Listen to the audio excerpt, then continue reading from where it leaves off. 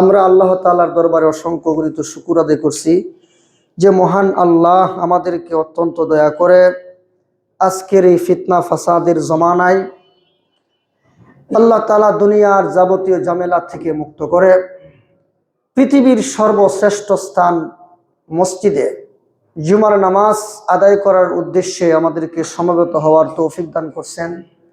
এজন্য আমরা আল্লাহর দরবারে শুকরিয়াতান বলি আলহামদুলিল্লাহ।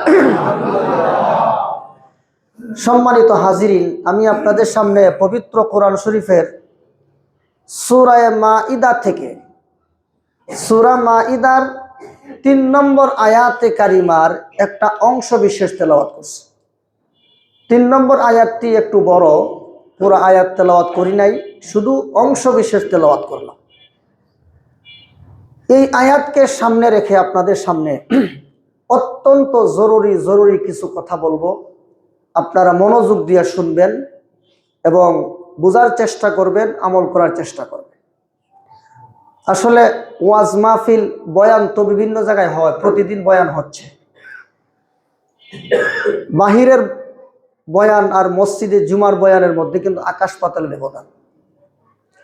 আমরা যখন বাহিরে বয়ান করতে যাই তখন একটা এই চিন্তা থাকে, আর মসজিদের বয়ানের মধ্যে আরেক ধরনের চিন্তা থাকে। বাহিরের বয়ানগুলো বেশিরভাগই করা হয় মুসল্লিদের বা সাধারণ জনগণের বাহবা পাওয়ার জন্য, আর মসজিদের ভিতরে যে বয়ানগুলো হয় প্রত্যেক জুমায় সারা বাংলাদেশের প্রতিটা মসজিদে, এগুলো মূলত অত্যন্ত গুরুত্বপূর্ণ আলোচনা হয়ে থাকে। আমরা যদি প্রতি জুমার আলোচনাগুলো মনোযোগ দিয়ে শুনতাম আর আমল করতাম, তাহলে বাংলাদেশে পথে ঘাটে যেখানে সেখানে মাঠে রাস্তা বন্ধ করে কোথাও ওয়াজ মাহফিলের প্রয়োজন হতো না। এই এক জুমার বয়ানই যথেষ্ট ছিল। তো যাই হোক, আমি আপনাদের সামনে যে আয়াতটা তেলাওয়াত করলাম, এই আয়াতটি হলো সূরা মাঈদার ৩ নম্বর আয়াতের অংশ বিশেষ। আয়াতের ফজিলত অত্যন্ত, আয়াতের নাজিল হওয়ার অবস্থাটা আপনারা যদি শুনেন তাহলে বুঝতে পারবেন আয়াতটি কত গুরুত্বপূর্ণ। আয়াতের শানে নুজুল হলো আমাদের রসুল পৃথিবী থেকে বিদায় হয়ে যাওয়ার ৮১ দিন পূর্বে এই আয়াতকে আল্লাহ তাআলা নাজিল করছে। এই আয়াত নাজিল হয়েছিল জিলহজের ৯ তারিখ আরাফার দিন। আপনারা সবাই জানেন জিলহজের ৯ তারিখ আরাফার দিনটা হলো আল্লাহর কাছে ৩৬৫ দিনের মধ্যে সবচেয়ে শ্রেষ্ঠতম দিন হলো আরাফার দিন। আর আরাফার দিনে হাজিরা, আরাফার ময়দানে অবস্থান করা, এটা হলো হজের প্রধানতম রুকুন। কেউ যদি হজ করতে গেল কিন্তু আরাফার মাঠে অবস্থান করলো না, তার হজ হবে না। তো আয়াতটি নাজিল হয়েছিল আজ থেকে ১৫০০ বছর পূর্বে জিলহজ মাসের ৯ তারিখ আরাফার দিনে আরাফার ময়দানে জাবালে রহমতের পাদদেশে আল্লাহ রসুল আজবা নামক একটা উটের উপর আরোহিত অবস্থায় ছিলেন। দিনটা ছিল শুক্রবার, সময়টা ছিল আসরের নামাজের পর। এতগুলো বরকত একসাথে একত্রিত হওয়া এটা খুবই বিরল। ১ নম্বর, জিলহজের ৯ তারিখ আরাফার দিন আলাদা একটা মর্যাদা, আবার জুমার দিনের আলাদা মর্যাদা আছে। জুমার দিনের আসরের নামাজের পরে দোয়া কবুল হয়, এখানেও আলাদা একটা মর্যাদা আছে। তাহলে দেখেন কতগুলো মর্যাদা, কতগুলো গুরুত্বপূর্ণ বিষয় সম্পৃক্ত এই আয়াতের সাথে। তাহলে বুঝেন আয়াতটা কত গুরুত্বপূর্ণ। তো সূরা মাঈদার ৩ নম্বর আয়াত, এই আয়াত নাজিল করেছেন মহান আল্লাহ আজ থেকে ১৫০০ বছর আগে জিলহজ মাসের ৯ তারিখ আরাফার দিন। দিনটা ছিল শুক্রবার, আসরের নামাজের পর।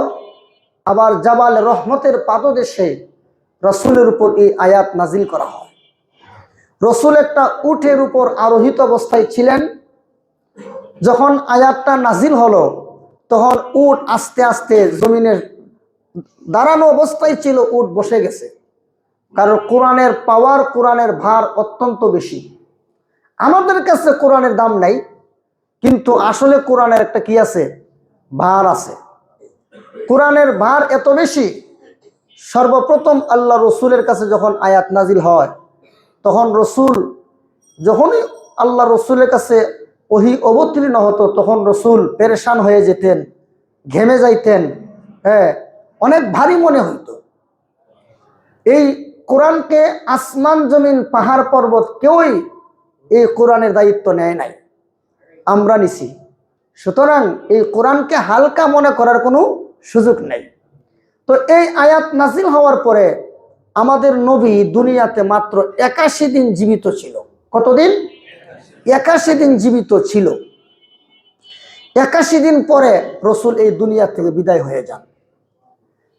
কুরআনুল কারীমের 6600, এক বর্ণনা মতে 6666 আয়াত।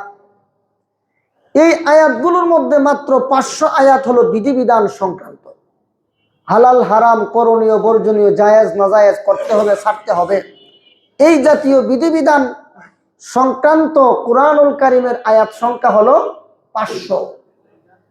আল্লাহ রাব্বুল আলামিন বিধিবিধান সংক্রান্ত আয়াত যতগুলো নাজিল করছেন এর মধ্যে সর্বশেষ আয়াত হলো সূরা মায়েদার 3 নম্বর আয়াত। সূরা মায়েদার 3 নম্বর আয়াত নাজিল হওয়ার পরে বিধিবিধান সংক্রান্ত আর কোন আয়াত আল্লাহ নাজিল করেন নাই।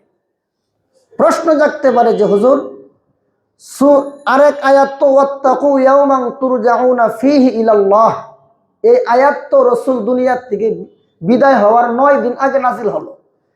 এর উত্তর হলো ওই আয়াতটি ছিল মূলত ভয়ভীতি সম্পৃক্ত আয়াত।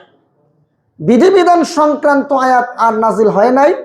জান্নাতের ভয়, জান্নাতের আশা, জাহান্নামের ভয়, কিয়ামতের ভয়, এই ভয়ভীতি সংক্রান্ত আয়াত নাজিল হয়েছে ঠিক, কিন্তু বিধিবিধান সংক্রান্ত কোন আয়াত আল্লাহ এই আয়াতের পর আর নাজিল করে নাই।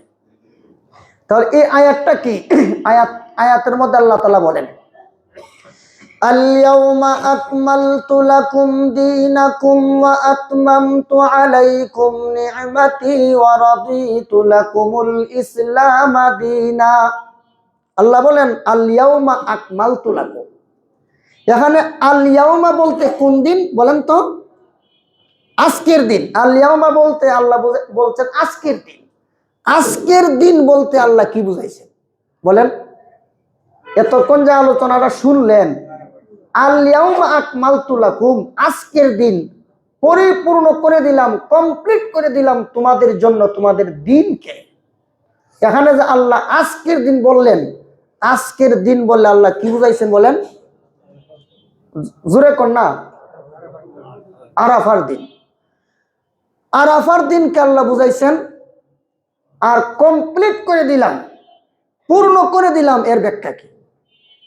এবং আল্লাহ তাআলা বলেন আয়াতের শেষাংশে, ওয়া রাদিতু লাকুমুল ইসলাম দীনা, আর তোমাদের জন্য তোমাদের ইসলামকে ধর্ম হিসেবে আমি আল্লাহ, এই ইসলামটাই পূর্ণাঙ্গ ধর্ম এবং শান্তির ধর্ম, দুনিয়া এবং আখিরাতের মুক্তির একমাত্র ব্যবস্থা হলো ইসলাম। এই ইসলাম এত গুরুত্বপূর্ণ, এই ইসলাম ধর্মের দ্বারা শুধু দুনিয়ার সমস্যার সমাধান হয় না, আখিরাতের সমস্যার সমাধান হয়, অথবা শুধু আখিরাতের সমস্যার সমাধান হয় না এরকম না, বরং দুনিয়ার যাবতীয় সব সমস্যার সমাধান আল্লাহ কোরআনে রাখছেন। ইসলাম ধর্মে এমন কোনো কিছু নাই যার কোনো সমস্যার সমাধান নাই। এখন বলতে পারেন যে হুজুর, ইসলামে কি বিমান বানানোর, কোরআনে কি বিমান বানানোর কথা আছে? কোরআনে কি হেলিকপ্টার বানানোর কোনো সিস্টেম আছে? এই রকমের কি কোনো মূলনীতি আছে? তারপরে পারমাণবিক ক্ষেপণাস্ত্র, হ্যাঁ, হাইড্রোজেন বোমা, এই যে অত্যাধুনিক যুদ্ধের যে অস্ত্র, এই অস্ত্রগুলো বানানোর কি কোনো মূলনীতি কোরআনে আছে? আসলে অনেকে বলে যে দুনিয়াতে যা কিছু আবিষ্কার হচ্ছে, অনেক আলেমরা বলে কয় অনেকে কোরআনের থেকে এগুলো আবিষ্কার করে। আসলে এরা কোরআন কারে কয় সেটাও বুঝে না, ইসলাম কারে কয় সেটাও বুঝে না। একটা কথা ভালো রকম মনে রাখবেন, কোরআন হলো পরকালীন বিজ্ঞান, আর আমরা যে আধুনিক বিজ্ঞান বলি এটা হলো দুনিয়ার বিজ্ঞান। কোরআন এমন এক বিজ্ঞান, যেই বিজ্ঞান আপনাকে চিরকালীন জীবনের চির শান্তি এবং মুক্তির পথ প্রদর্শন করে। আর আধুনিক বিজ্ঞান শুধুমাত্র দুনিয়ার জীবনে ক্ষণস্থায়ী জীবনের পথ প্রদর্শন করে। আল্লাহ তাআলা দুনিয়াবাসী মানুষকে, প্রত্যেকটা মানুষকে আল্লাহ জন্মগতভাবে এমন মেধা দান করছেন, সেই মেধা একটু খাটাইলে দুনিয়ার অনেক কিছু আবিষ্কার করতে পারে। আল্লাহ মানুষকে জন্মগতভাবে 6টা জ্ঞান দান করছেন, 6টা হাতিয়ার দান করছেন। এর মধ্যে 5টা হলো খাওয়াসে খামসা, পঞ্চ ইন্দ্রিয়, আর 6 নম্বরটা হলো আকল, বুদ্ধি।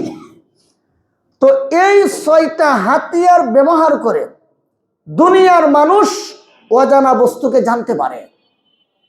কিন্তু বলেন তো এই 5-6টা হাতিয়ার কি কি? ত্বক শক্তি, নাসিকা শক্তি, দৃষ্টি শক্তি, শ্রবণ শক্তি, স্বাদ শক্তি। হ্যাঁ, একটা হলো ত্বক শক্তি। বর্তমানে আবহাওয়া ঠান্ডা না গরম? সবাই বলতে পারবেন যে এখন তো আবহাওয়া ঠান্ডা। জানতে পারলেন কিসের দ্বারা? জিহ্বা দ্বারা, চোখ দ্বারা, কিয়ের দ্বারা? ত্বক শক্তি দ্বারা, চামড়া দ্বারা।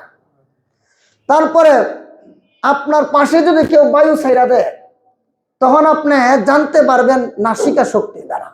তখন আর ত্বক শক্তি ব্যবহার করে আপনি জানতে পারবেন না। তাহলে কোন জিনিসের গ্রাম কেমন জানতে পারে মানুষ নাসিকা শক্তির দ্বারা। তারপরে আমার সামনে দিয়া গাড়ি গেল না মানুষ গেল, কুকুর গেল না বিড়াল গেল, হ্যাঁ, মানুষ জানতে পারে দৃষ্টি শক্তির দ্বারা। তারপরে কোন খাবারের স্বাদ কেমন, গরু খাইতেছেন না মুরগি খাইতেছেন, রুই কাতল খাইতেছেন নাকি ইলিশ খাইতেছেন, জানতে পারে মানুষ স্বাদ শক্তির দ্বারা। তারপরে আপনার এই যে আমি আলোচনা করতেছি, এখানে কি বয়ান হচ্ছে না গান হচ্ছে? বলেন কি হচ্ছে? বয়ান হচ্ছে। জানতে পারে মানুষ শ্রবণ শক্তির দ্বারা। তো এই যে 5টা বিষয়ের জ্ঞান অর্জন হয় 5টা বস্তুর দ্বারা। এই 5টা বস্তুকে আরবিতে বলা হয় খাওয়াসে খামসা, বাংলায় বলা হয় পঞ্চ ইন্দ্রিয়। আর কোন উপকরণের সাথে কোন উপকরণ মিলাইলে কোন যন্ত্র আবিষ্কার করা যায় জানতে পারে মানুষ আকলের দ্বারা, মেধা দ্বারা। ফ্যান আবিষ্কার করলো, কেমনে কেমনে আবিষ্কার করতে হবে, এটা স্বাদ শক্তি, শ্রবণ শক্তি, ঘ্রাণ শক্তি, নাসিকা শক্তি, ত্বক শক্তি দ্বারা সম্ভব নয়। দুনিয়াতে কোন বস্তুর সাথে কোন বস্তু মিলাইলে, কোন উপকরণের সাথে কোন উপকরণ মিলাইলে মানুষ কোন যন্ত্র আবিষ্কার করতে পারবে জানতে পারে মানুষ আকলের দ্বারা, মেধার দ্বারা। আচ্ছা বলেন তো, এই যে 6টা হাতিয়ার আল্লাহ আমাদেরকে দিলেন, এই 6 হাতিয়ারের দ্বারা আমরা যত কিছু অর্জন করতে পারি, দুনিয়ার জীবনেই তার সীমাবদ্ধ, তার সেবা এবং তার উপকারিতা দুনিয়ার জীবনে শেষ। বলেন কবরের জগৎটা কেমন হবে জানতে পারবে কি কোনো মানুষ মেধা শক্তি দ্বারা? জোরে বলেন। আমার হাসরের ময়দানটার পরিস্থিতি কেমন হবে জানতে পারবে কি কোনো মানুষ ত্বক শক্তি দ্বারা? ফুলসিরাত কেমন হবে কোনো মানুষ জানতে পারবে না নাসিকা শক্তির দ্বারা। তারপরে হাসর নসর, জান্নাত জাহান্নাম কেমন হবে কোনো মানুষ এই 6 হাতিয়ার ব্যবহার করে পারলৌকিক বিজ্ঞান সম্পর্কে কোনো মানুষ এই 6 হাতিয়ার ব্যবহার করে পারলৌকিক বিজ্ঞান সম্পর্কে অবগত হতে পারবে না। এই জন্য দুনিয়াবাসী মানুষের উপর দয়া করে মহান আল্লাহ 7 নম্বর আরেকটা হাতিয়ার দান করছেন।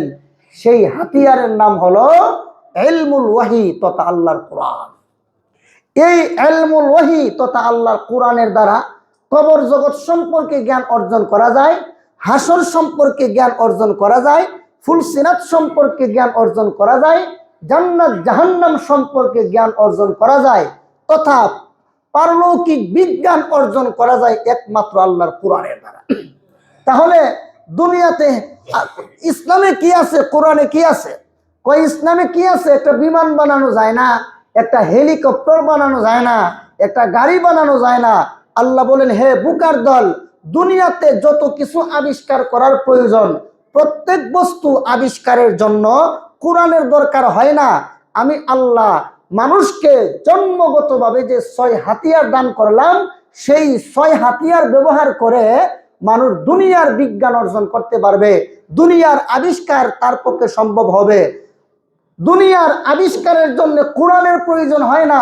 কোরআন তো আল্লাহ নাজিল করছেন পারলৌকিক বিজ্ঞান অর্জনের জন্য। জোরে কোন ঠিক কিনা? এজন্য আল্লাহ বলেন, শাহরু রমাদানাল্লাযী উনজিলা ফীহিল কুরআনু হুদাল লিন-নাসি ওয়া বায়্যিনাতিম মিনাল হুদা ওয়াল ফুরকান। আল্লাহ রমজান মাসে কোরআন নাজিল করছেন কেন? হুদাল লিন-নাস, মানুষের হেদায়েতের জন্য। হেদায়েত মানে চির শান্তি, চির মুক্তির পথ প্রদর্শনের নাম হলো হিদায়াত। তাহলে কোরআন নাজিল করেছেন আল্লাহ দুনিয়াবাসী মানুষকে চির শান্তি এবং চিরমুক্তির পথ প্রদর্শনের জন্য। দুনিয়ার ওই হেলিকপ্টার, বিমান আর রকেট আবিষ্কারের জন্য আল্লাহর কোরআন নাজিলের প্রয়োজন নাই। আল্লাহ জন্মগতভাবে মানুষকে যেই 6 হাতিয়ার দান করছেন, সেই 6 হাতিয়ার ব্যবহার করে মানুষ দুনিয়ার বিজ্ঞান অর্জন করতে পারে। এবার একটা বিষয়টা সহজভাবে বুঝতে পারছেন? এরপরেও যারা বলে কোরআনে আবিষ্কারের কিছু নাই, আল্লাহ এই কোরআনে, তবুও আল্লাহ পাক কোরআন যদি কেউ গভীরভাবে অধ্যয়ন করে তাহলে একজন সাহিত্যিক সে এই কথা বলতে বাধ্য, কোরআনের সাহিত্যিকতা দুনিয়ার সর্বশ্রেষ্ঠ সাহিত্যিকতা। কোরআনুল কারীমের মধ্যে আল্লাহ রাব্বুল আলামিন, যেই কোরআনুল কারীমের মধ্যে মহান আল্লাহ তাআলা, কোরআনুল কারীমের মধ্যে মহান আল্লাহ রাব্বুল আলামিন তিনি যদি দুনিয়ার কোন সাহিত্যিক যদি সাহিত্যিকতা চর্চা করে তাহলে এই কথা বলতে বাধ্য যে কোরআনের সাহিত্যিকতা হলো সর্বশ্রেষ্ঠ সাহিত্যিকতা এবং কোরআনুল কারীমের বিজ্ঞান সর্বশ্রেষ্ঠ বিজ্ঞান। কোরআনের বিজ্ঞানের সাথে দুনিয়ার কোনো বিজ্ঞানে কোনো তুলনাই চলে না। অতএব আল্লাহ রাব্বুল আলামিন পবিত্র কোরআনুল কারীমের সূরা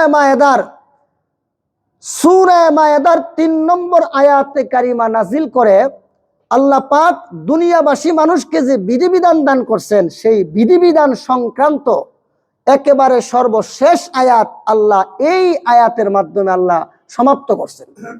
তো মুআজ্জাজ হাজিরিন, কোরআনে দুনিয়ার বিজ্ঞান শিক্ষা দেয় না, কোরআন শিক্ষা দেয় পারলৌকিক বিজ্ঞান। দুনিয়ার মানুষ যদি পারলৌকিক বিজ্ঞান অর্জন করে, দুনিয়ার বিজ্ঞান অর্জন না করলেও তার কোনো লস নাই, কারণ দুনিয়ার জীবন ক্ষণস্থায়ী আর পরকালের জীবনটা হলো চিরস্থায়ী। দুনিয়ার জীবন ধ্বংস, পরকালীন জীবন হলো উত্তম এবং চিরস্থায়ী। তো আল্লাহ রাব্বুল আলামিন পবিত্র কোরআনুল কারীমের সূরা মায়েদার 3 নম্বর আয়াতে কারিমা নাজিল করে বলেন, আল ইয়াউমা আকমালতু লাকুম দীনাকুম, আজকের দিন তোমাদের জন্য তোমাদের দিনকে আমি আল্লাহ পরিপূর্ণ করে দিলাম। আজকের দিন বলতে আল্লাহ বিদায় হজের ভাষণের দিনকে আল্লাহ বুঝাইছেন, আর দিন বলতে এখানে কি বুঝাইছেন এটাও আমাদের বুঝার মতো ব্যাপার। আমরা কোরআনুল কারীমের মধ্যে সূরা ফাতিহার মধ্যে বলি আলহামদুলিল্লাহি রাব্বিল আলামিন আর রহমানির রহিম মালিকি ইয়াউমিদ্দিন। এখনো দিন শব্দ আছে। তো তোমার দিন কি? কই ইসলাম। অনেকে যারা আমরা কবরে আমাদের প্রত্যেককে প্রশ্ন করবে, ওমা দীনুকা, তোমার দিন কি? তাহলে দিন যে একটা শব্দ, একটা হলো রাত আর দিন, এই দিন না। বাংলায় যাকে দিন বলে এটাকে আরবিতে নাহার বলে। তো এখানে যে আল্লাহ দিন বলছেন, দিন দ্বারা কি উদ্দেশ্য ভালো রকম মনে রাখবেন, সারা জীবন ভর মনে রাখবেন। আমার এই ক্ষুদ্র জীবনে আমি তাফসিরের কিতাব এবং হাদিসের কিতাব আমি খুঁজে তালাশ করে পাইছি, দিন শব্দের 5টা অর্থ আছে। কয়টা অর্থ? 5টা অর্থ। এক নম্বর দিন শব্দের অর্থ হলো ধর্ম। দিন শব্দের অর্থ কি বলেন? ধর্ম, মনে রাখেন। 2 নম্বর দিন শব্দের অর্থ হলো দোয়া। যেমন আল্লাহ বলেন, ওয়ামা উমিরু ইল্লা লিয়াবুদুল্লাহা মুখলিসিনা লাহুদ্দিন। এখানে সূরা বাইয়িনার মধ্যে আল্লাহ বলেন দিন শব্দ এখানে আল্লাহ উল্লেখ করছেন, কিন্তু এখানে দিন শব্দের অর্থ হলো দোয়া। তাফসিরে জালালাইন শরীফের একেবারে মতনে উল্লেখ আছে দিন আই আদ-দুআ। তাহলে দিন শব্দের 2 নম্বর অর্থ কি বলেন? দোয়া। 1 নম্বর অর্থ হলো দিন শব্দের অর্থ ধর্ম, 2 নম্বর দিন শব্দের অর্থ দোয়া। 3 নম্বর আল্লাহ বলেন, আল-ইয়াউমা আকমালতু লাকুম দীনাকুম ওয়া আতমামতু আলাইকুম নি'মাতি। এই যে সূরা মায়েদার 3 নম্বর আয়াতে আল্লাহ দিন শব্দ ব্যবহার করছেন, এখানে দিন শব্দের অর্থ হলো ইসলামের বিধিবিধান। বলেন, এখানে অর্থ উদ্দেশ্য কি? ইসলামের বিধিবিধান। তাহলে দিন শব্দের 3 নম্বর অর্থ হলো ইসলামের বিধিবিধান। 4 নম্বর আল্লাহ বলেন মালিকি ইয়াউমিদ্দিন। এখানেও কি আছে? দিন শব্দ আছে। এখানে দিন শব্দের অর্থ ইসলামের বিধিবিধানও না, এখানে দিন শব্দের অর্থ ধর্মও না, এখানে দিন শব্দের অর্থ দোয়াও না। তাহলে এখানে অর্থ কি? মালিকি ইয়াউমিদ্দিন। এখানে দিন শব্দের অর্থ হলো কর্মফল দিবস। বলেন, ইয়াউমিদ্দিন এখানে দিন শব্দের অর্থ কি? কর্মফল দিবস। যেমন মালিকি ইয়াউমিদ্দিন এর অর্থ হলো কর্মফল দিবসের মালিক। মালিকি ইয়াউমিদ্দিন শব্দের অর্থ কি বলেন? কর্মফল দিবসের মালিক। তাহলে এখানে ইয়াউমিদ্দিন, এখানে দিন শব্দের অর্থ হলো কর্মফল। কয়টা অর্থ হইল? 4টা। বাকি রইল আর কয়টা? আমার জানা মতো আরো একটা বাকি আছে। ওই তো অন্য বড় বড় আলেম মুফতি মুহাদ্দিস যারা আছে তারা জ্ঞান ভান্ডারে এর আরো অর্থ থাকতে পারে, কিন্তু আমার মতো ক্ষুদ্র নগণ্য, আমার দৃষ্টিতে আমি যতটুকু পাইছি এই পর্যন্ত কোরআন হাদিস পড়াইয়া আমি 5টা অর্থ পাইছি। তো 4টা গেল। 5 নম্বর আল্লাহ সূরা শুরার 1 আয়াতে বলেন আন আকিমুদ্দিন। এখানে আল্লাহ আন আকিমুদ্দিন বলতে আল্লাহ বুঝাইছেন ইসলামের সহি আকীদা, ইসলামের সহি আকীদা। তাহলে সূরা শুরার মধ্যে দিন শব্দ আছে, কিন্তু এই দিন শব্দটা আল্লাহ পাক অন্যান্য অর্থ ব্যবহার না করে এখানে ইসলামের সহি আকীদা বিশ্বাস করতে আল্লাহ ব্যবহার করছেন। তাহলে দিন শব্দের অর্থ কয়টা? আরো জোরে বলেন। 5টা। 1 নম্বর দিন শব্দের অর্থ হলো ধর্ম। যেমন আল্লাহ বলেন ইন্নাদ-দীনা ইনদাল্লাহিল ইসলাম। আল্লাহর কাছে গ্রহণযোগ্য মনোনীত সর্বশ্রেষ্ঠ ধর্ম হলো একমাত্র ইসলাম। ইসলাম ছাড়া পৃথিবীতে শান্তির কোনো ধর্ম নাই। ইসলাম ছাড়া দুনিয়াতে মানবতার ধর্ম বলতে আর কিছু নাই। যারা অন্যান্য ধর্মের অনুসারী যারা শান্তির স্লোগান দেয়, এরা নিজেরাই ধর্মীয় ভাবে এরা দেখবেন এদের ধর্মই তাদেরকে উগ্রতার সন্ত্রাস শিখায়। যেমন ইহুদি আর খ্রিস্টান, এরা এত উগ্র আর জঘন্য কেন? এদের ধর্ম এদেরকে উগ্র বানায়, এদের ধর্ম এদেরকে জঘন্য বানায়। খ্রিস্টানরা বলে এই যে 25শে মে খ্রিস্টানরা ক্রিসমাস না কি যেন একটা গেছে বড়দিন, খ্রিস্টানদের বড়দিন উপলক্ষে আমাদের দেশের অনেক বড় বড় রাজনীতিবিদরা, যাদেরকে আমরা অভিভাবক মনে করি যে উনারা আমাদের দেশের অভিভাবক, আমাদের দিক নির্দেশনা দিবেন, যে যত বড় নেতা সে তত বড়, তার শুভেচ্ছা তত বড়। এই বড়দিন উপলক্ষে আমাদের দেশের অনেক নেতা কর্মীরা খ্রিস্টানদের বড়দিন উপলক্ষে শুভেচ্ছা জানাইছে। বলেন, খ্রিস্টানদের ধর্মের উপর আল্লাহর শুভেচ্ছা নাকি আল্লাহর অনাস্থা? আমার কথা বুঝেন না আপনারা? খ্রিস্টানদের ধর্মের উপর আল্লাহর শুভেচ্ছা না অনাস্থা? তুমি মুসলিম হওয়া সত্ত্বেও এই সন্ত্রাসীদের ধর্মকে তুমি শুভেচ্ছা জানাও, তাহলে বোঝা গেল তোমার ভিতরে ঈমানের আর লেশ মাত্র নেই। এই কথাগুলো বললে অনেকে হুজুর এগুলো রাজনৈতিক বক্তব্য। আমার রাজনৈতিক বক্তব্য আমি বলি আপনাদেরকে, এই কথাগুলো যদি না বলি আর আপনারা যদি হৃদয়ঙ্গম না করেন, তাহলে জাহান্নামতে বাঁচতে পারবেন? আরে ভাই, ইমান তো ব্যক্তিগতভাবে এখন না, এখন রাজনৈতিকভাবে ইমান চলে যাচ্ছে আমাদের। আমরা মানুষকে জাহান্নাম থেকে বাঁচানোর জন্য আমরা মানুষকে বুঝাই। একদল মুনাফিক আছে সমাজে, মুনাফিকরা হুজুরের রাজনৈতিক বক্তব্য দেয় কেন? কেন সমস্যা কি? তোমরা বিভিন্ন ওয়াজ মাহফিলে দেখবেন, বিভিন্ন ওয়াজ মাহফিলে বড় বড় নেতারা দাঁড়াইয়া মঞ্চে বক্তব্য দেয় আর ভোট চায়। তোমরা যদি ওয়াজের পবিত্র মঞ্চে ভোট চাইতে পারো, রাজনৈতিক বক্তব্য দিতে পারো, তাহলে আমরা কি এই পবিত্র মঞ্চ থেকে মানুষের ঈমান আমল রক্ষার জন্য আমরা কি মানুষকে তাদের ভণ্ডামি সম্পর্কে সচেতন করতে পারি না? কি বলেন? তাদের ভণ্ডামি সম্পর্কে তো আমরা সচেতন করতে পারি। তো সম্মানিত হাজিরিন, তো বলতেছিলাম, এটা কি বাদ দিয়ে দিব নাকি? হ্যাঁ, নতুন আনলাম না, মাত্র নতুন তো আনছি, এটা নতুন আনা হয়েছে। সম্মানিত হাজিরিন, এইভাবে শুনেন, কি করবেন, ডিস্টার্ব হয়ে গেছে, মেশিনারি জিনিস তো। এখন কথা হইল, তোমরা যদি ওয়াজের মতো পবিত্র মঞ্চে দাঁড়াইয়া তোমরা দুনিয়ার স্বার্থ হাসিল করতে পারো, আর আমরা কি ওয়াজের মঞ্চে বসে মানুষকে গুমরাহি থেকে, ভণ্ডামি থেকে বাঁচানোর জন্য, ঈমান রক্ষার জন্য বলতে পারি না? কি বলেন, পারি না? তাহলে খ্রিস্টানদের বড়দিন উপলক্ষে শুভেচ্ছা জানানো আর হিন্দুদের দুর্গা পূজা সহ বিভিন্ন, এটা তো একই, এটা তো আওয়াজই নাই, নাইটি তো চালু আছে, একই তো।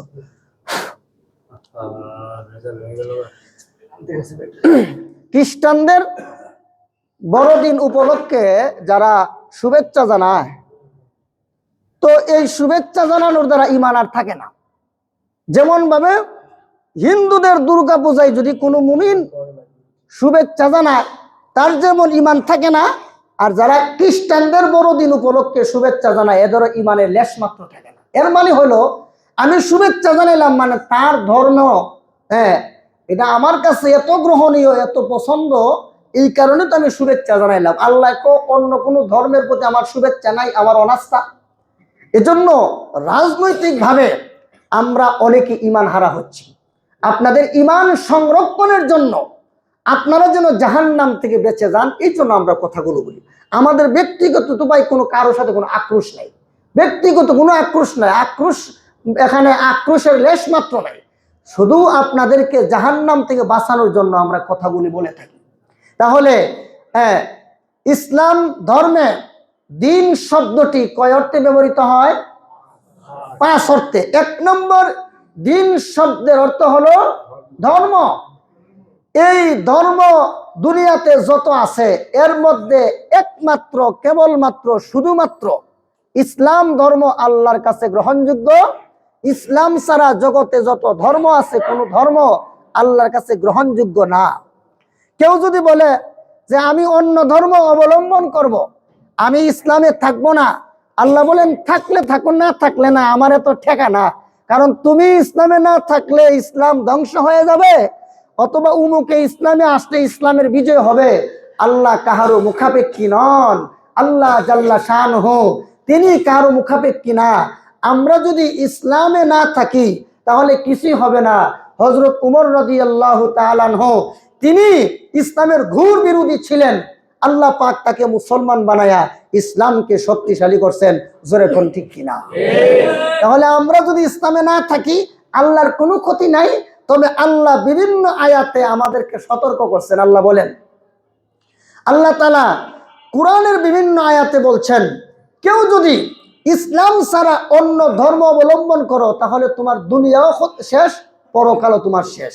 আল্লাহ তাআলা বিভিন্ন আয়াতে বলছেন যে ওয়ামাই ইয়াবতাগি গায়রাল ইসলামি দীনা, ইসলাম ছাড়া অন্য ধর্মকে যে অবলম্বন করবে তাহলে সে পরকালে চরমভাবে ক্ষতিগ্রস্ত হবে। তাহলে আমরা লালন করি, ধারণ করি ইসলাম। ইসলাম এমন একটি ধর্ম, এই ধর্মের উপর আল্লাহর আস্থা, এই আল্লাহর শুভেচ্ছা, এবং আল্লাহ ইসলাম ধর্মের উপর সন্তুষ্ট, অন্য কোনো ধর্মের উপর আল্লাহর সন্তুষ্টি নাই। মুআজ্জাজ হাজিরিন, এজন্য দিন শব্দের বিভিন্ন অর্থ আপনাদেরকে বুঝাইলাম। তবে 3 প্রকার এলেমের সমষ্টির নাম দিন। পরিভাষায় আমি তখন আবিধানিক অর্থ বুঝাইলাম, কিন্তু পরিভাষায় 3 প্রকার এলেমের সমষ্টির নাম হলো দিন। এতক্ষণ যে দিন শব্দের অর্থ বুঝাইলাম, কয় অর্থ? 5টা অর্থ বললাম। বলেন এই যে 5টা অর্থ বললাম, এই 5টা অর্থ দিন শব্দের আবিধানিক অর্থ না পারিভাষিক অর্থ? আবিধানিক অর্থ। তো পরিভাষায় দিন কাকে বলে? পরিভাষায় 3 প্রকার এলেমের সমষ্টির নাম দিন। মনে রাখেন, কথাগুলো খুব মনোযোগ দিয়ে শুনবেন। 3 প্রকার এলেমের সমষ্টির নাম দিন। এই 3 প্রকার এলেম কি কি? এই 3 প্রকার এলেম হযরত জিবরিল আলাইহিস সালাম একবার নবীর দরবারে আসলেন, এসে রসুলের হাঁটুর সাথে হাঁটু মিশায়া বসলেন। বসে রসুলকে বললেন, ইয়া মুহাম্মদ আখবিরনি আনিল ইসলাম। ও মুহাম্মদ, ইসলাম সম্পর্কে আমাকে বলো।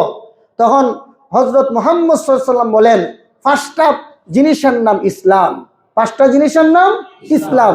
1 নম্বর কালিমা বিশ্বাস করা, 2 নম্বর নামাজ কায়েম করা, 3 নম্বর যাকাত প্রদান করা, 4 নম্বর রমজান মাসে রোজা রাখা, 5 নম্বর হজ করা। 5 নম্বর হজ করা। মুহাম্মদ সাল্লাল্লাহু আলাইহি ওয়াসাল্লাম বলেন, এই 3টা বস্তুর, এই যে 5টা বস্তুর সমষ্টির নাম হলো ইসলাম। বলেন, 5টা বস্তুর সমষ্টির নাম হলো ইসলাম।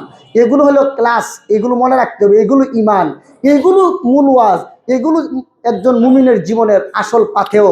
বাকিগুলো যা শুনেন গল্প কাহিনী, এগুলো পরে। আগে ইসলামের মৌলিক বিষয়গুলো আপনারা মুখস্থ করেন। তো রসুলকে প্রশ্ন করলে, ও মুহাম্মদ, আচ্ছা বলেন দেখি ইসলাম কাকে বলে?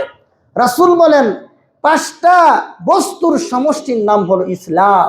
1 নম্বর কালিমা বিশ্বাস করা, 2 নম্বর নামাজ কায়েম করা, 3 নম্বর যাকাত প্রদান করা, 4 নম্বর রমজান মাসে রোজা রাখা, 5 নম্বর ধনীদের জন্য হজ করা। এই 5টা বস্তুর সমষ্টির নাম হলো ইসলাম। তখন লোকটা বলে, আপনি সত্য বলছেন।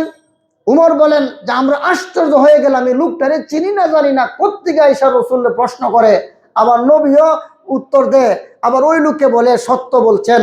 এই কথা শুনে হযরত উমর তিনি আশ্চর্যান্বিত হয়ে গেলেন, লোকটা চিনি না, কে কোত্থেকে আইসা প্রশ্ন করলো। এরপরে আবার প্রশ্ন করলো, ইয়া মুহাম্মদ আখবিরনি আনিল ঈমান। ও মুহাম্মদ, ঈমান কাকে বলে? ঈমান কাকে বলে বলো। তখন রাসূল করিম সাল্লাল্লাহু আলাইহি ওয়াসাল্লাম বলেন, 6টা বস্তুর সমষ্টির নাম ঈমান। কয়টা বস্তুর সমষ্টির নাম ঈমান? 6টা বস্তুর সমষ্টির নাম ঈমান। কি কি? 1 নম্বর আল্লাহ বিশ্বাস করা, 2 নম্বর আল্লাহর ফেরেশতা বিশ্বাস করা, 3 নম্বর নবী রাসূল বিশ্বাস করা, 4 নম্বর আল্লাহর পক্ষ থেকে নাজিলকৃত আসমানি কিতাব সমূহ বিশ্বাস করা, 5 নম্বর পরকাল বিশ্বাস করা, 6 নম্বর তকদির বিশ্বাস করা। বলেন, কয়টা বস্তুর সমষ্টির নাম ঈমান? আরো জোরে বলেন। 6টা বস্তুর সমষ্টির নাম ঈমান। 1 নম্বর কি? আল্লাহ বিশ্বাস করা, 2 নম্বর আল্লাহর ফেরেশতা বিশ্বাস করা, 3 নম্বর নবী রাসূল বিশ্বাস করা, 4 নম্বর আল্লাহর পক্ষ থেকে প্রেরিত আসমানি কিতাব সমূহ বিশ্বাস করা, 5 নম্বর পরকাল বিশ্বাস করা, 6 নম্বর তকদির বিশ্বাস করা। এই 6টা বিষয়কে উলামায়ে কেরাম উম্মতের সহজের জন্য আল্লাহ রসুল মুহাম্মদ সাল্লাল্লাহু আলাইহি ওয়াসাল্লাম যে হাদিসে যেই হেডিংয়ে বলছেন, সেই হেডিংয়ে আমাদের মুখস্থ করার একটু কষ্টকর হয়ে যাবে। এই জন্য উলামায়ে কেরাম আপনাদের সহজের জন্য একটা কলিমার মধ্যে 6টা কথাকে অন্তর্ভুক্ত করছেন। সেই কালিমাটাকে বলা হয় ঈমানে মুফাসসাল। সেই কালিমারে কি বলে বলেন? ঈমানে মুফাসসাল কি? আমানতু বিল্লাহি ওয়া সবাই পড়েন, আমানতু বিল্লাহি ওয়া মালাইকাতিহি ওয়া কুতুবিহি ওয়া রুসুলিহি ওয়াল ইয়াউমিল আখিরি ওয়াল কদরি খাইরিহি ওয়া শাররিহি মিনাল্লাহি তাআলা ওয়াল বাসি বাদাল মাউত। এই হলো ঈমানে মুফাসসাল। এই ঈমানে মুফাসসালের মধ্যে 6টা বিষয় আছে। আল্লাহ রাসূল বলেন, ও জিবরিল, 6টা বস্তু বিশ্বাস করার নাম হলো ঈমান। কয়টা ইলম শিক্ষা দিল? আরো জোরে বলেন। 2টা ইলম শিক্ষা দিল। প্রথম হলো ইসলাম কাকে বলে। ইসলাম সম্পর্কে প্রশ্ন করে রসুল তার উম্মতকে 5টা বস্তুর সমষ্টির নাম যে ইসলাম, এটা উম্মতকে রসুল শিক্ষা দিলেন। তারপরে দ্বিতীয় পর্যায়ে এসে রসুল ঈমান কাকে বলে, এই ঈমান কাকে বলে, এই প্রশ্নের জবাবে রাসূল উম্মতদেরকে 6টা বস্তুর সমন্বয়ে যে ঈমান, এটা শিক্ষা দিলেন। 3 নম্বর আবার প্রশ্ন করলেন, আখবিরনি আনিল ইহসান, ও মুহাম্মদ বলো দেখি নির্ভেজাল ইবাদত কাকে বলে, নির্ভেজাল ইবাদত কাকে বলে। প্রথম প্রশ্নের জবাবে রাসূল আমাদেরকে ইসলাম শিক্ষা দিলেন, দ্বিতীয় প্রশ্নের জবাবে রাসূল আমাদেরকে ঈমান শিক্ষা দিলেন। 3 নম্বর প্রশ্ন হলো, রাসূলকে হযরত জিবরিল প্রশ্ন করলেন, ও জিবরিল বলো দেখি, ও ইয়া মুহাম্মদ আখবিরনি আনিল ইহসান, ইহসান কাকে বলে। ইহসান শব্দের অর্থ মিশকাত শরীফের 22 সতরে লেখা আছে আই আল ইখলাস। ইখলাস শব্দের অর্থ হলো একনিষ্ঠ ইবাদত, নির্ভেজাল ইবাদত। তখন রাসূল বলেন, আনতা আবুদাল্লাহা কাআন্নাকা তারাহু ফা ইল্লাম তাকুন তারাহু ফা ইন্নাহু ইয়ারাক। আল্লাহ রাসূল বলেন, তুমি এমন ভাবে ইবাদত করবা যেমন তুমি আল্লাহকে দেখতেছো। এমন মনোভাব যদি তৈরি না হয়, কমসে কম আল্লাহ আমাকে দেখতেছে, এমন মন মানসিকতা নিয়া, এমন মনোভাব নিয়া তুমি ইবাদত করবা। তাহলে রাসূল 3টা প্রশ্নের জবাবে, জিবরিলের 3 প্রশ্নের জবাবে রাসূল আমাদেরকে 3 প্রকার ইলম শিক্ষা দিলেন। প্রথম প্রকার ইলমটা হলো ইসলাম, 2 নম্বর ইলমটার নাম হলো ঈমান, 3 নম্বরটার নাম হলো ইহসান। এই 3 প্রশ্নের জবাবে রাসূল আমাদেরকে 3 প্রকার ইলম শিক্ষা দিয়েছেন। এই 3 প্রকার ইলম শিক্ষা দেওয়ার পরে জিবরিল আলাইহিস সালাতু ওয়াস সালাম প্রশ্ন করে, ও মুহাম্মদ বলেন দেখি কিয়ামত কখন হবে। রাসূল বলেন, কিয়ামত কখন হবে এটা আমি কি জানি, কিয়ামত কখন হবে এটা একমাত্র আল্লাহর জ্ঞান। জোরে কোন সুবহানাল্লাহ। আমরা দেশের ভণ্ড সুন্নি আছেন একদল গিয়াসউদ্দিন তাহিরি, হ্যাঁ, এই সমস্ত ভণ্ড বেয়াদব গুলো আমাদেরকে বেদাত এবং শিরিক শিখায়। সে এতদিন ছিল বাউনবাড়া, এখন ওই হবিগঞ্জে গিয়ে নির্বাচন করবো। এতদিন পর্যন্ত ফেসিবাদের দালালি করছে, চাটুকারিতা করছে, এখন আবার আরেক দলের চাটুকারিতা করার জন্য শুরু করে দিচ্ছে। এই সমস্ত ভণ্ড আর দরবারি মৌলবীদের কারণে এই দেশের মানুষ ইসলামের সহি বিষয়গুলো জানতে পারে না। তো রসুল তো গায়েব জানেন না, গায়েব জানে একমাত্র আল্লাহ। আল্লাহ তাআলা বলেন, ইয়াসআলুনাকা আনিস সাআতি আইয়ানা মুরসাহা ফীমা আনতা মিন যিকরাহা ইলা রাব্বিকা মুনতাহাহা। ও মুহাম্মদ সাল্লাল্লাহু আলাইহি ওয়াসাল্লাম, এরা যে কয় মুহাম্মদ বলেন দেখি কিয়ামত কখন হবে, আপনি এদেরকে নাদানের গোষ্ঠীকে জানায় দেন কিয়ামত কখন হবে না হবে, এর সাথে আমার সম্পর্ক কি। ইলা রাব্বিকা মুনতাহাহা, কিয়ামতের চূড়ান্ত জ্ঞান একমাত্র আল্লাহর কাছে। আমি নবীর কাছে কিয়ামত কখন হবে এই সম্পর্কে কোনো জ্ঞান নাই। আরেক আয়াতে আল্লাহ বলেন, ইয়াসআলুকান নাসু আনিস সাআহ কুল ইন্নামা ইলমুহা ইনদাল্লাহি ওয়া মা ইউদরিকা লাআল্লাস সাআহ। ও মুহাম্মদ সাল্লাল্লাহু আলাইহি ওয়াসাল্লাম, মক্কার বেঈমান কাফিররা আপনাকে জিজ্ঞেস করে কিয়ামত কখন হবে, আপনি বলেন কিয়ামত কখন হবে এর জ্ঞান আল্লাহর কাছে, আমার কাছে না। তাহলে জিবরিল আলাইহিস সালাতু ওয়াস সালাম তিনি যে রাসূলকে প্রশ্ন করলেন, ও মুহাম্মদ কিয়ামত কখন হবে, তখন রাসূল বলেন, যিনি আমাকে প্রশ্ন করছেন উনি যেমন জানে না কিয়ামত কখন হবে, আমি মুহাম্মদ সাল্লাল্লাহু আলাইহি ওয়াসাল্লাম জানি না কিয়ামত কখন হবে। এই না জানাটা কি নবীর জন্য অপমান? আর জোরে বলেন, কেন নবীর জন্য অপমান হবে? কিয়ামত কখন হবে না হবে এই গুণ জানার অধিকার একমাত্র আল্লাহর, সৃষ্টির নয়। মুহাম্মদ সাল্লাল্লাহু আলাইহি ওয়াসাল্লাম সৃষ্টি, আল্লাহ হলেন স্রষ্টা। স্রষ্টার গুণ সৃষ্টির মধ্যে লাগাইতে আসো কেন? সুতরাং মুহাম্মদ সাল্লাল্লাহু আলাইহি ওয়াসাল্লাম কিয়ামত কখন হবে জানে না। তখন জিবরিল আলাইহিস সালাতু ওয়াস সালাম বলে, আচ্ছা ঠিক আছে, আপনি বলেন দেখি কিয়ামতের কিছু আলামত বলেন। তখন রাসূল করিম সাল্লাল্লাহু আলাইহি ওয়াসাল্লাম বলে, আন তালিদাল আমাতু রাব্বাতাহা, লম্বা হাদিস।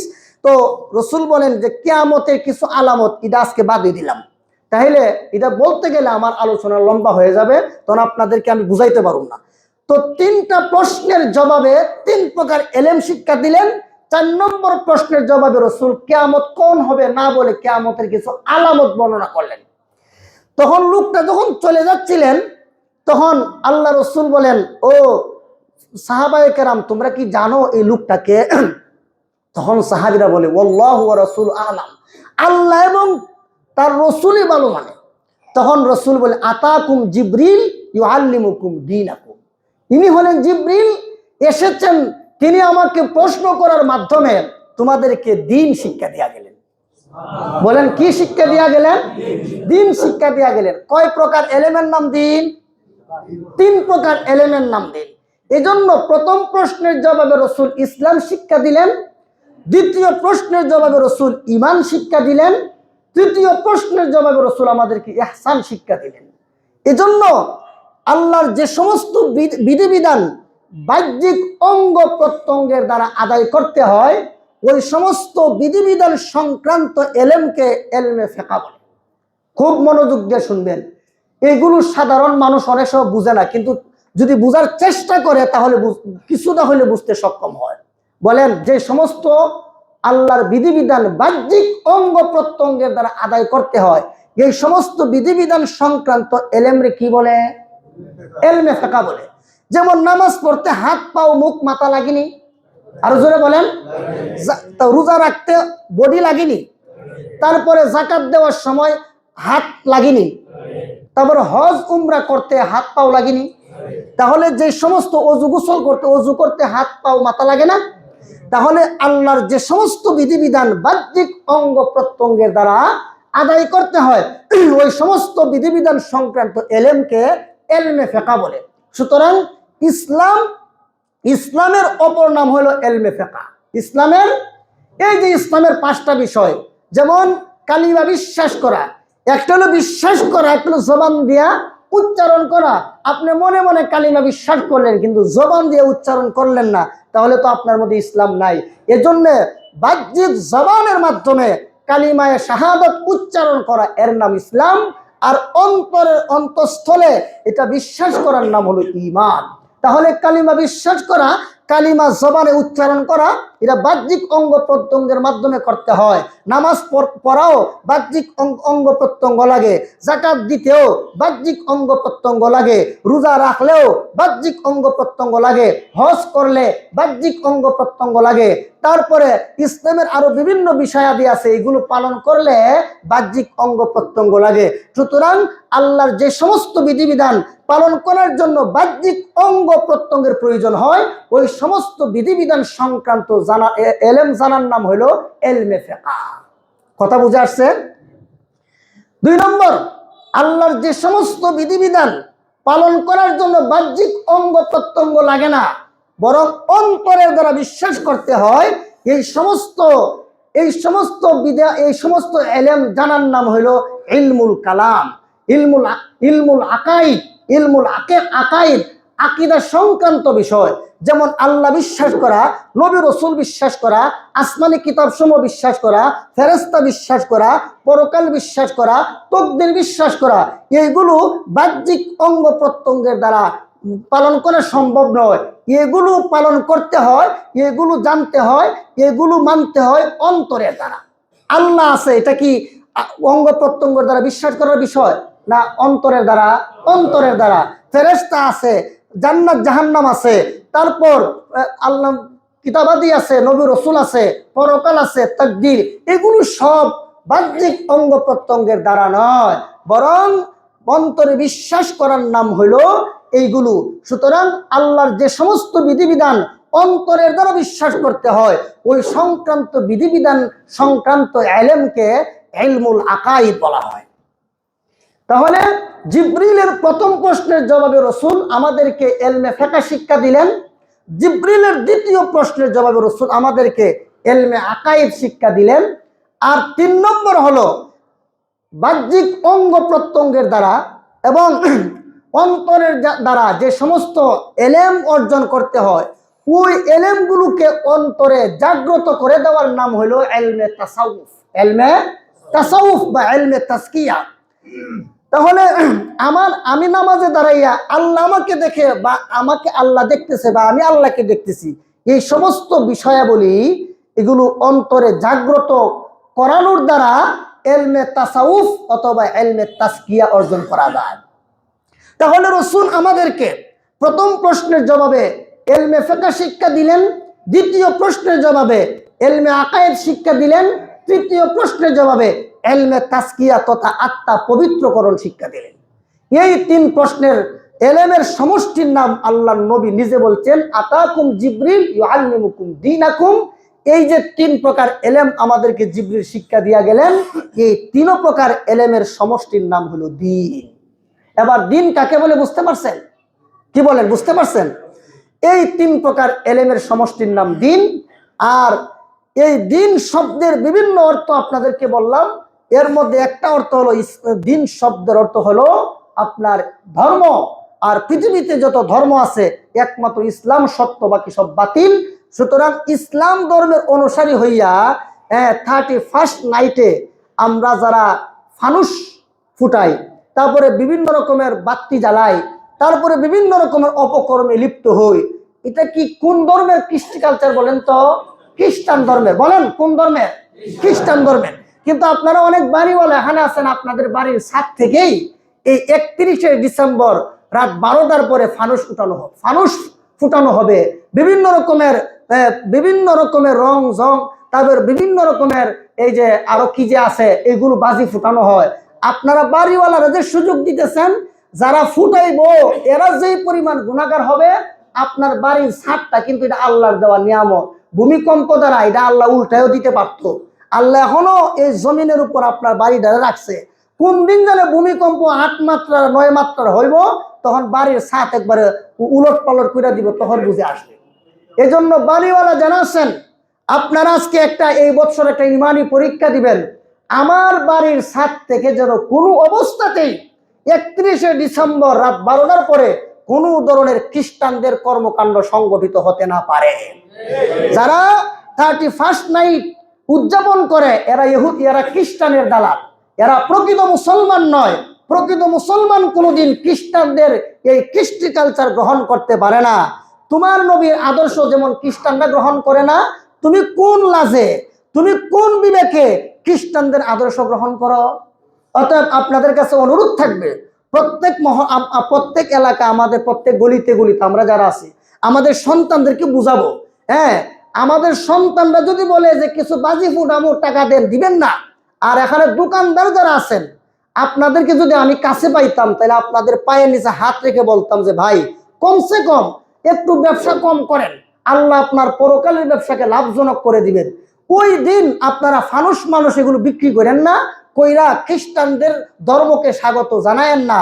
তো মুআজ্জাল হাজিরিন, আপনাদের কাছে আমি অনুরোধ করে বলি যে আমরা যেন, আমাদের দ্বারা যেন এই ধরনের কোনো অপকর্ম আমাদের এলাকায় সংগঠিত না হয়। পারবো তো ইনশাল্লাহ? আমার বাড়ির ছাদ সেদিন বন্ধ থাকবে। চাবি আপনি নিয়ে নিবেন, যে ছাদে যেন কেউ উঠতে না পারে। প্রত্যেক মহল্লায়, পাড়ায় পাড়ায় দেখবেন, গলিতে গলিতে এইগুলো যারা করতে চায় এদেরকে আমরা বুঝাবো, বাবা এগুলো করতে না, এগুলো খ্রিস্টানদের কাজ, ইসলামের দুশ্মনদের কাজ। তোমার নবীকে, ইসলামকে যেই পরিমাণ মানে কষ্ট দিয়েছে খ্রিস্টানরা, যা পৃথিবীর ইতিহাসে স্বর্ণাক্ষরে লেখা থাকবে। 192 বৎসর এই দেশটাকে খ্রিস্টানরা কুক্ষিগত করে রাখছিল, ইংরেজরা। এবং এই যে আপনার আমেরিকার খ্রিস্টান সন্ত্রাসীরা কতগুলো দেশ ধ্বংস করলো মুসলমানের। তোমার কি বিবেক নাই? খ্রিস্টানরা মুসলমানের দেশ গ্রহণ করে, মুসলমানের রক্ত দিয়ে সারা দুনিয়া রঞ্জিত করতেছে। আর তুমি খ্রিস্টানদের ধর্মকে স্বাগত জানাইয়া 31st নাইটে তুমি তাদের এই সমস্ত জানুস নামক দেবতাকে তুমি স্বাগত জানাও, তাদের পূজায় লিপ্ত হয়ে যাও। তুমি প্রকৃত মুমিন না। এগুলো আমরা সচেতনতা তৈরি করবো ইনশাআল্লাহ। আল্লাহ আমাদেরকে সঠিকভাবে দিন বুঝার তৌফিক দান করুন। আল্লাহ আমাদেরকে দিনের উপর অটল অবিচল থাকার তৌফিক দান করুন। আমিন। সুবহানা রাব্বিকা রাব্বিল ইজ্জাতি আম্মা ইয়াসিফুন ওয়া সালামুন আলাল মুরসালিন ওয়ালহামদুলিল্লাহি রাব্বিল আলামিন।